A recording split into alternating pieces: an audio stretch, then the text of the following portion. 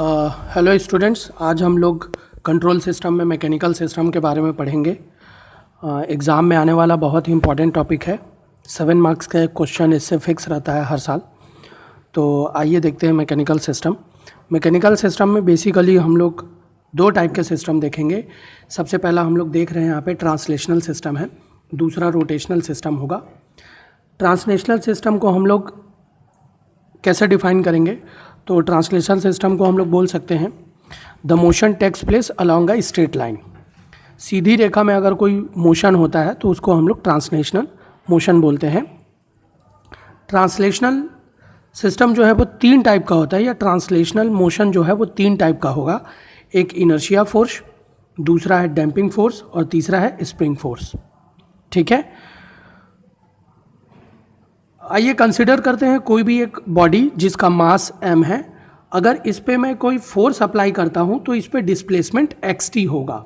फिर से देखेंगे, if we are having a body having a mass m, if we are exerting a force on it, hence the displacement should be xt। तो सबसे पहले हम लोग कंसिडर करते हैं इनर्शिया फोर्स।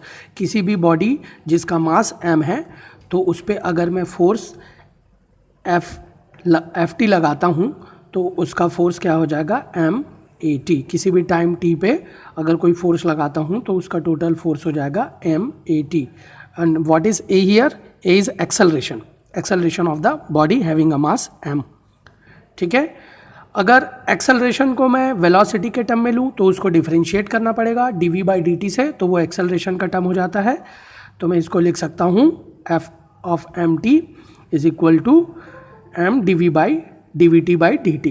सिमिलरली वेलोसिटी को जब मैं डिस्प्लेसमेंट के टर्म में लिखता हूँ तो vt को मैं dxt/dt लिख सकता हूँ, तो fmt is equal to m d2xt/dt² लिख सकता हूँ।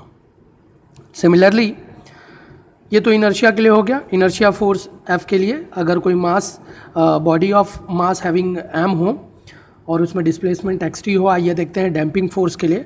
डैम्पिंग फोर्स के लिए ये हमारे पास यहाँ एक पिस्टन है, ये पूरा एक लिक्विड सिस्टम है, लिक्विड पिस्टन है, इसमें लिक्विड भरा हुआ है। अगर हम लोग इसमें कोई फोर्स ft एग्जर्ट करते हैं तो डेफिनेटली पिस्टन में डिस्प्लेसमेंट xt होगा। तो डैम्पिंग फोर्स fdt को कुछ इस तरीके से मैं डिफाइन कर सकता हूँ। fdt is a multiplication of damping force and velocity vt, hence fdt is equal to b dt/dt xt, and what is b here? b is a damping coefficient। ठीक है, जिसका डैम्पिंग कोफिशिएंट का जो मेरा unit है वो Newton पर metre पर सेकेंड होगा। ठीक है, थर्ड मेरा स्प्रिंग फोर्स। स्प्रिंग फोर्स में आप लोग देख सकते हैं कि यहाँ पे एक वॉल है, उसमें मैंने एक स्प्रिंग को हैंग किया हुआ है और उस पर एक फोर्स मैं Fkt लगा रहा हूँ, तो उसमें डिस्प्लेसमेंट x ऑफ kt होता है, where k is a spring constant. तो इस पे जो फोर्स एक्सर्टेड होगा Ft, that should be multiplication of kxt होगा। ठीक है, इसका जो यूनिट है न्यूटन पर मीटर होता है, where k is a spring constant. In case of damping coefficient, B is a damping coefficient. In case of damping force, B is a damping coefficient. In case of inertia force, we are having a body of mass m। तो इस तरीके से हम लोग ये तीनों equation को ध्यान रखेंगे जब हम लोग क्वेश्चन सॉल्व करेंगे, तो ये तीनों इक्वेशन जो है हमको काम में आएगा। तो सबसे पहला हो गया ट्रांसलेशनल सिस्टम। आइए देखते हैं सेकेंड वन, हमारा रोटेशनल सिस्टम। जैसा कि आप लोग देख रहे हो, रोटेशनल सिस्टम कोई भी एक सिस्टम है जो क्या करेगा? रोटेट करेगा। रोटेट करेगा तो डेफिनेटली यहाँ पे क्या होगा? फोर्स नहीं होगा बच्चों, क्या होगा? टॉर्क होगा। और जब टॉर्क होगा तो हम लोग इसको 3 पार्ट में कैटेगराइज कर सकते हैं। The first one is inertia torque, second one is damping torque and third one is spring torque. सबसे पहले देखते हैं इनर्शिया टॉर्क के बारे में। इनर्शिया टॉर्क को मैं जे से रिप्रेजेंट करता हूँ, तो TIT is equal to j alpha t, where alpha is angular acceleration। Alpha को मैं एंगुलर वेलोसिटी ओमेगा के टर्म में लिख सकता हूँ d/dt ओमेगा t। ठीक है, और इसी एंगुलर वेलोसिटी को मैं एंगुलर डिस्प्लेसमेंट के टर्म में लिख सकता हूँ, that is dt theta t। तो मेरा जो टोटल टॉर्क है किसी भी बॉडी पे, किसी भी एक रोटेशनल सिस्टम में जिसमें इनर्शिया जे हो, डिस्प्लेसमेंट थीटा हो, तो इसको मैं लिख सकता हूँ J D square theta T by D T square. ये मेरा इनर्शिया टॉर्क का इक्वेशन हो जाएगा। ठीक है।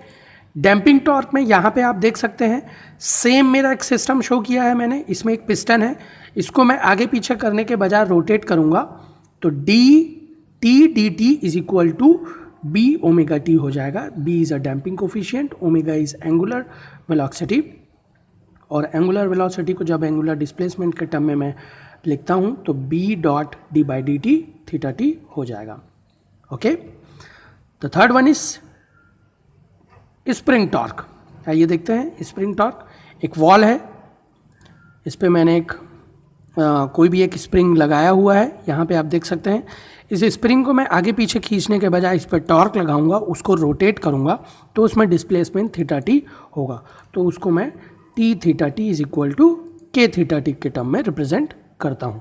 इसका जो यूनिट है न्यूटन पर मीटर होता है, इसका न्यूटन पर मीटर पर सेकेंड होगा। ठीक है। तो इस तरीके से रोटेशनल सिस्टम को भी मैं 3 पार्ट में यहाँ पे डिवाइड किया हूँ। इन तीनों इक्वेशन को मैं याद रखूँगा, ट्रांसलेशनल सिस्टम की तीनों इक्वेशन को याद रखूँगा। इनके बेसिस में जो भी हम लोगों के पास आने वाला प्रॉब्लम है उसको हम लोग सॉल्व करेंगे। ठीक है। तो नेक्स्ट क्लास में हम लोग मैकेनिकल सिस्टम से रिलेटेड प्रॉब्लम देखेंगे।